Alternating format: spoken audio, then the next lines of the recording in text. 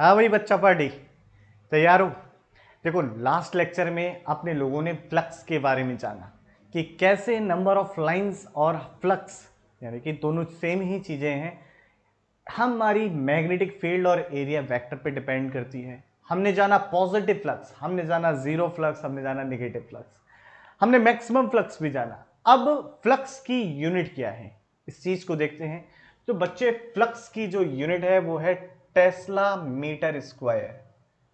Flux phi की जो unit होती है टेस्ला मीटर स्क्वायर होती है। इसे वेबर भी कहते हैं। फाई की जो यूनिट है वेबर भी है। और जो आपकी मैग्नेटिक फील्ड है ना, अगर आप ध्यान से देखो वो क्या लिख सकते हो, फाई अपॉन एरिया, ऐसे लिख सकते हो ना। तो इससे एक और बात पता चलती है बच्चों की जो मैग्नेटिक फील्ड है उसकी दूसरी यूनिट भी एक बना दी गई, वेबर पर मीटर स्क्वायर। इसीलिए इसे क्या बोलते हैं, फ्लक्स डेंसिटी भी बोलते हैं। क्या बोलते हैं बच्चे से, फ्लक्स डेंसिटी। ओके भाई, ये कहलाती है flux density.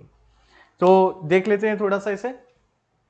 The unit of magnetic flux is tesla metre square which is the called as weber. एक साइंटिस्ट थे विलियम वेबर, उनके नाम पे रखा गया। 1 weber is equal to 1 tesla metre square and clearly B can be measured. सारी वही बातचीत है। तो इसको फटाफट से नोट कर लो। मैं क्लीन करके कुछ और नया इंटरेस्टिंग इवेंट के बारे में बताने जा रहा हूं, जल्दी से देखना। जैसे नोट करो। तो बच्चों हम लोग पिछले चैप्टर में ये समझे थे कि एक करंट कैरिंग कंडक्टर की वजह से मैग्नेटिक फील्ड उसके चारों ओर सेटअप हो जाती है।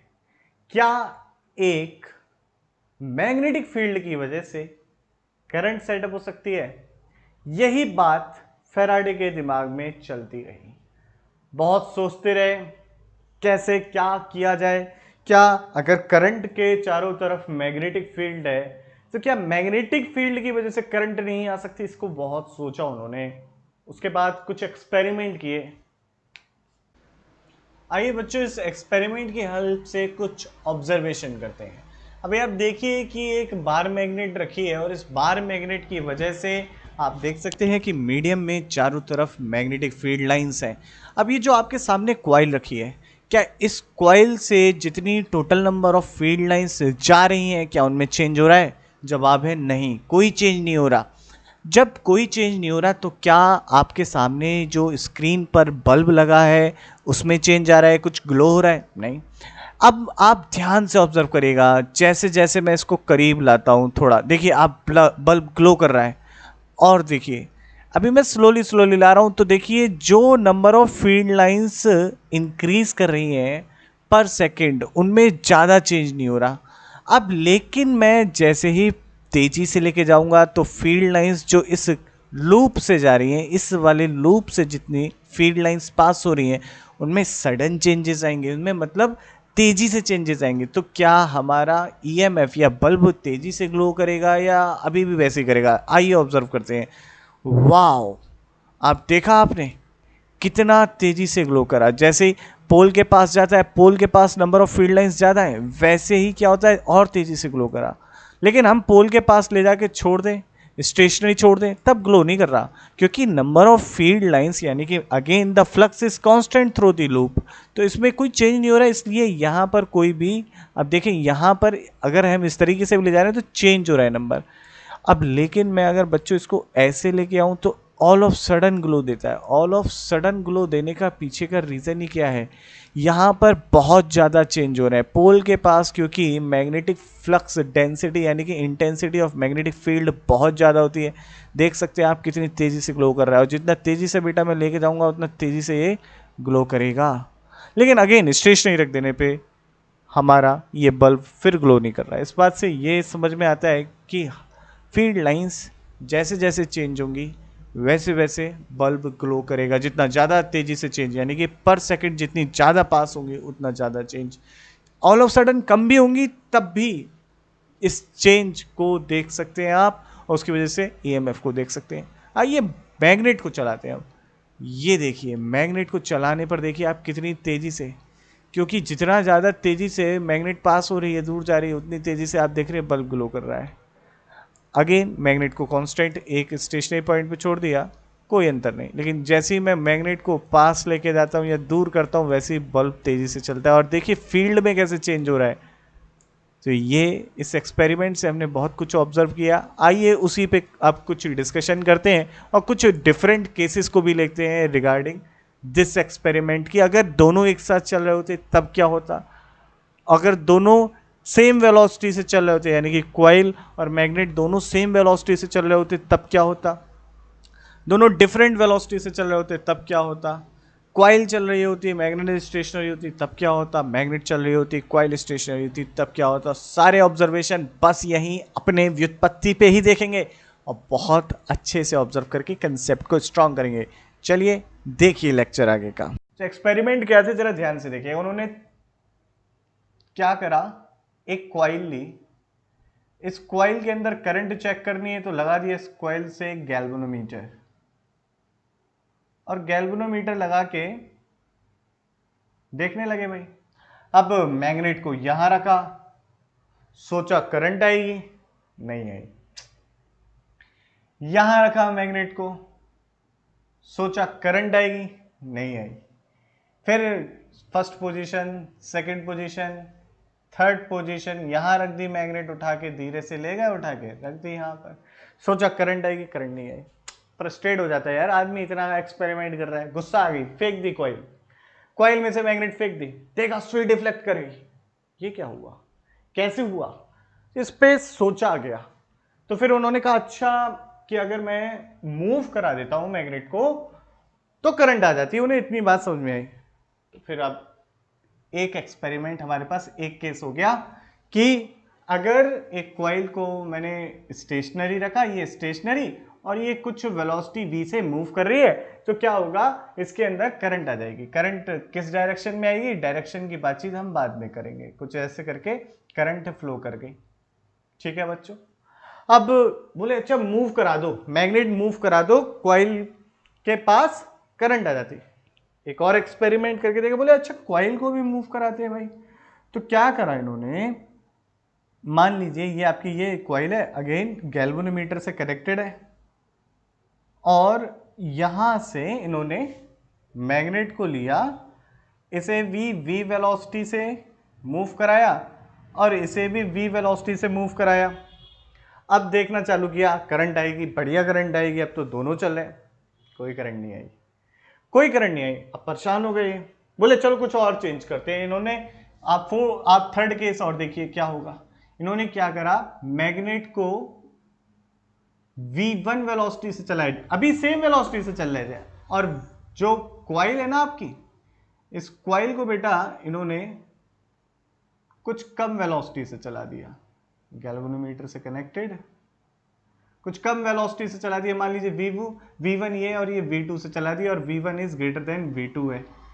अगेन करंट आ गई, फिर से करंट आ गई सर्किट के अंदर, सुई डिफ्लेक्ट कर गई, दिमाग खराब बहुत ज्यादा। रीजन कि पहले भी तो चल रही थी, अब क्या हो गया। फोर्थ केस देखिए, बोले अच्छा मैग्नेट को रोक देता हूं मैं और मैं चलाता हूं कॉइल को। अब क्या करा, मैग्नेट को वेलोसिटी कर दी 0 और मोशन में ले आए कॉइल को।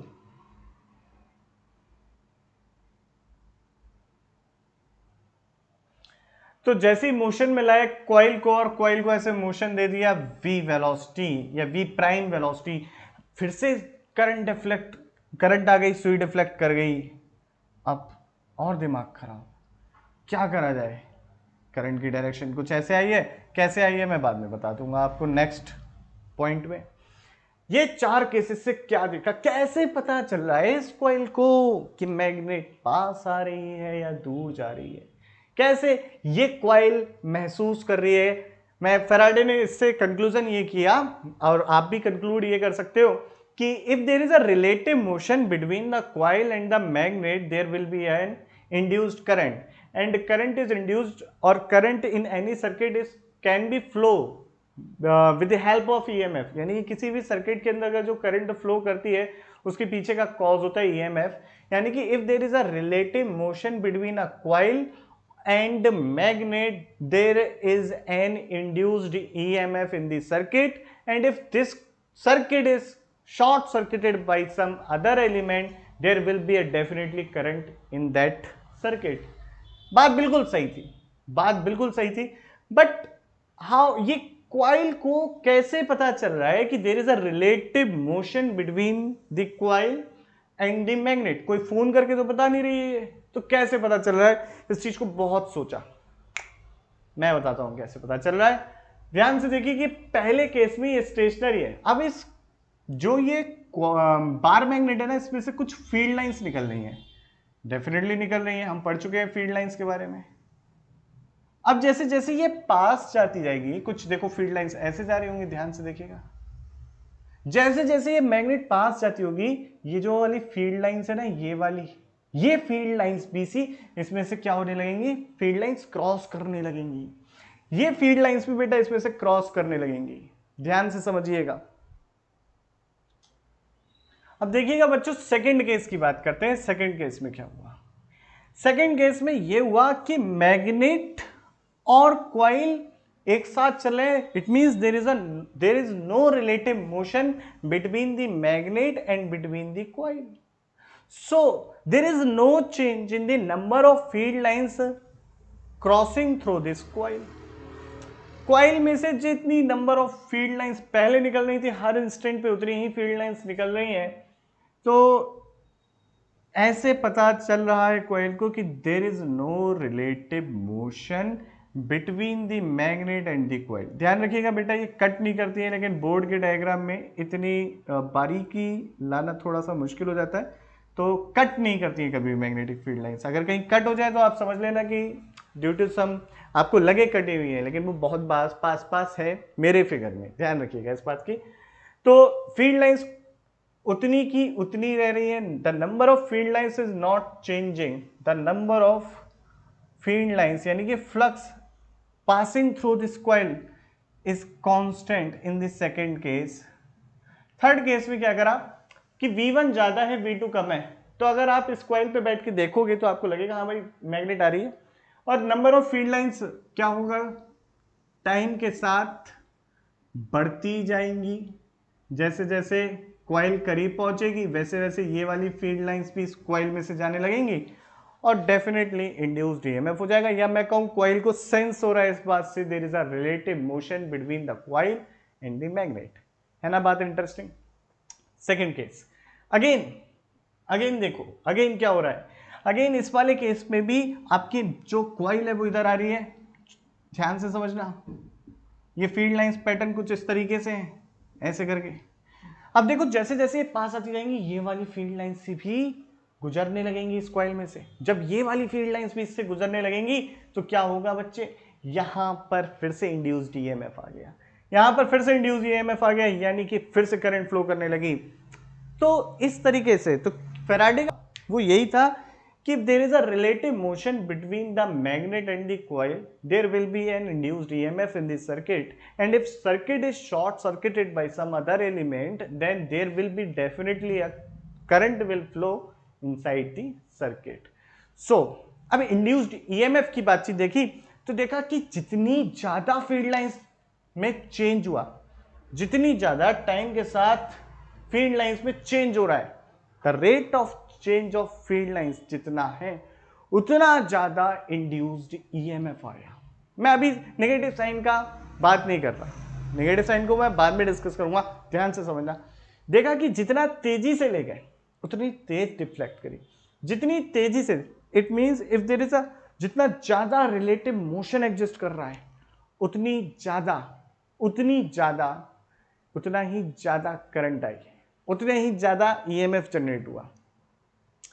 ये तो बात रही फैराडे की। फैराडे की बात को और हम सोचते हैं, हम सब कुछ भूल जाते हैं। हमें इतना पॉइंट समझ में आ रहा है कि इस कॉइल से अगर number of field lines change हो जाए, यानी कि इससे पास होने वाला फ्लक्स टाइम के साथ चेंज हो रहा है, तो definitely there is an induced EMF in the circuit. तो इस फ्लक्स को चेंज कराने के क्या कोई और तरीके भी हो सकते हैं? हम इस पे बातचीत करेंगे, साथ ही साथ फैराडे का सेकंड जो है लॉ, उसकी भी बातचीत करेंगे। अभी इसे नोट करो, इससे जो भी कंक्लूजन आपके दिमाग में बनता है अपनी लैंग्वेज में लिखो। जब अपनी लैंग्वेज में लिखोगे सब याद हो जाएगा, और बहुत इंटरेस्टिंग है यार ये, तो फटाफट छाप लो इसे। तो आइए बच्चे Faraday law of electromagnetic induction जानते हैं, क्या है देखिए। Law, whenever there is a relative motion between magnet, that is the source of magnetic field, and a closed conducting loop, electric current appears in the loop. It happens because of the change in magnetic flux associated with the loop. वही बात चीज है, बस इसको मैंने conclude करके लिख दिया है। ठीक है, तो आप इसको नोट कर लेना, आगे की बातचीत सुनिए। Since EMF causes current in the circuit, यानी कि किसी भी सर्किट के अंदर करंट केवल ईएमएफ की वजह से आता है।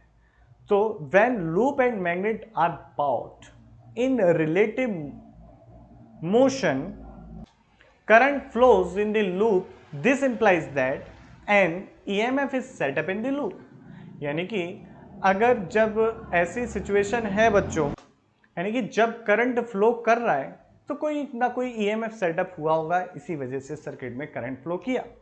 आगे देखिए, यहां से थोड़ा इंटरेस्टिंग पॉइंट आना चालू होता है। This EMF is known as induced EMF, मैं बता चुका हूं आप लोगों को इंड्यूस्ड ईएमएफ कहलाता है। And its magnitude is, that's the point, कि ईएमएफ का मैग्नीट्यूड, पोलैरिटी डिस्कशन बाद में है, its magnitude is proportional to the rate of change of magnetic flux passing through the loop with the time. अब आगे formula क्या है वो भी देख लेते हैं। अब क्या है electro in the mathematical form, क्या है formula? Induced EMF can be given by the expression E is equal to minus d phi b by dt, such as Faraday law itself complete to tell the magnitude and polarity. यानी कि देखिए Lenz law से हम polarity निकालते हैं, पर इस बात का मतलब हम ये नहीं कह सकते कि फैराडे लॉ इनकम्प्लीट है। फैराडेज लॉ इज कंप्लीट, किसी सर्किट में ईएमएफ की पोलैरिटी निकालने के लिए भी कंप्लीट है और कितना मैग्नीट्यूड है वो निकालने के लिए भी कंप्लीट है फैराडे लॉ। लेकिन लेंज लॉ थोड़ा सा हेल्प करता है आसानी से पोलैरिटी निकालने के लिए। ठीक है, तो लेंज लॉ को थोड़ी देर बाद डिस्कस करेंगे, अभी फैराडे लॉ को ही डिस्कस कर रहे हैं हम और अच्छे से जानते हैं।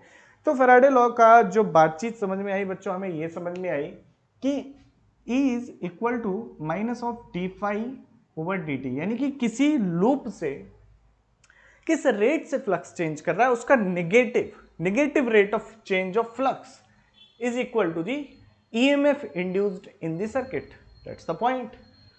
क्या फ्लक्स कैसे चेंज कर सकते हैं, आइए सोचते हैं थोड़ा। फ्लक्स कैसे चेंज किया जा सकता है, किसी कॉइल से एसोसिएटेड फ्लक्स को, या जो इससे जा रहा है फ्लक्स, या लिंक कर रहा है फ्लक्स, उसको कैसे चेंज कर सकते हैं, ये जानना चाहते हैं।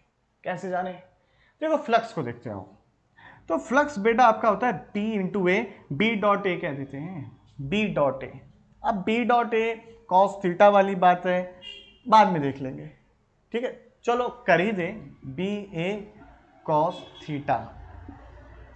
चलो थीटा भी ले लिया, बी ए भी ले लिया। कैसे फ्लक्स चेंज किया जा सकता है, आइए देखिए। देखो फ्लक्स में चेंज कैसे हो सकता है, या तो बी में चेंज कर लो, यानी कि आपकी टाइम के साथ मैग्नेटिक फील्ड का मैग्नीट्यूड में वेरिएशन हो रहा है, तब कहानी बन सकती है। या तो ए में चेंज कर लो, यानी कि आपका मैग्नेटिक फील्ड तो कांस्टेंट है, पर आपने क्या करा, एरिया बढ़ा दिया, ज्यादा फ्लक्स जाने लगेगा उस सरफेस से, एरिया कम कर दिया, कम फ्लक्स जाने लगेगा। ये भी किया जा सकता है। या फिर अगर मान लो अभी ऐसे करके है ये loop, what is the theta, area vector ये रहा, मैग्नेटिक फील्ड ये रही, एंगल थीटा 0। लेकिन अगर मैं इस लूप को चेंज, इसका ओरिएंटेशन चेंज कर दूं, इसको ऐसे रोटेट कर दूं, तो डेफिनेटली एरिया वेक्टर रोटेट कर जाएगा और कुछ कंडीशन ऐसे हो जाएगी। Now the number of field lines passing through this surface decreases, पहले भी डिस्कस कर चुके हैं लास्ट लेक्चर में। और we can say there is an angle theta. तो जैसे या क्या वेरिएशन किए जा सकते हैं, ध्यान से समझना। पहला तरीका है, या तो मैं एरिया में चेंज दिया हूं, दूसरा तरीका है मैं इंटेंसिटी ऑफ मैग्नेटिक फील्ड को टाइम के साथ वेरी करा दूं, तो डेफिनेटली फ्लक्स में चेंज होने लगेगा टाइम के साथ। तीसरा तरीका है कि मैं थीटा वेरी करा दूं, मैंने एरिया वेक्टर कांस्टेंट रखा, एरिया वेक्टर नहीं, मैग्नीट्यूड ऑफ एरिया कांस्टेंट रखा, और लिया जो मेरा लूप था या फिर मेरे सरफेस एरिया था उसको मैंने रोटेट करा दिया, जो लूप से एनक्लोज एरिया था उसको हमने रोटेट करा दिया। ठीक है, तो हमारा इंड्यूस्ड ईएमएफ आ सकता है। अब यहाँ पर कुछ होते हैं motional EMF and not motional, static EMF कह देते हैं इसे, उसको थोड़ी देर में डिस्कस करेंगे। आज के लिए इतना ही रहने देते हैं, नेक्स्ट लेक्चर में इन डिटेल जानेंगे लेंज लॉ। पर उससे पहले आप लोगों को एक सवाल देता हूं मैं कि क्या वाकई में जो ये नेगेटिव साइन हैं ये खुद में कंप्लीट है ईएमएफ की पोलैरिटी बताने के लिए? अगर है तो कैसे, कमेंट में बताइए, मैं आपके कमेंट का इंतज़ार कर रहा हूँ। अभी के लिए इतना ही दोस्तों, जय हिंद। आराम से पढ़िए, मेहनत से पढ़िए, स्वस्थ रहिए।